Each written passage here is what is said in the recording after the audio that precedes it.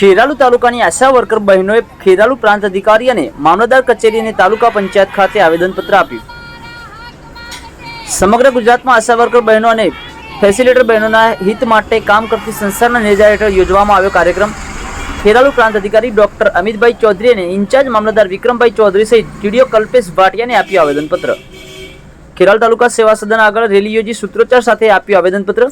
Fix પગાર વધારવા તેમજ ઓનલાઈન કામકાજ બંધ કરીને ઓફલાઈન કામકાજ કરવા માટે તેઓ તૈયાર છે તેવી અનેક માંગો કરવામાં આવી।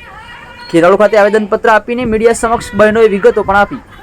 વધુ સમાચારો અને અપડેટ્સ માટે જોતા રહો online TV news. Suresh Thakor અને ફારૂક મેમણ સાથે યુટ્યુબમાં સબસ્ક્રાઇબ કરો, ફેસબુકમાં ફોલો કરો અને ઇન્સ્ટાગ્રામમાં ફોલો કરવાનું ભૂલશો નહીં।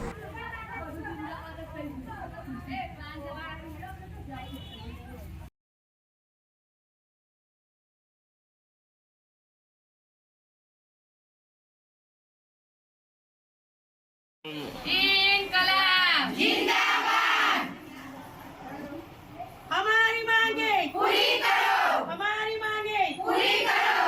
वंदे मातरम। हम किसी से भीख नहीं मांगते, हम किसी से भीख नहीं मांगते। हमारो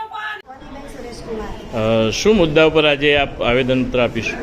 અમારે જે ઓનલાઈન કામગીરી છે અમારા આશા વર્કર બહેનોને કરવી નથી, કારણ કે 20 વર્ષથી બહેનો કામ કરે છે, છતાં એ બે બહેનોને એવું નક્કી નથી કે 24 કલાકની નોકરી છે। સરકાર 2 કલાકની નોકરીનું કહે છે, પણ છતાં એ 24 કલાક નોકરી કરાવે છે।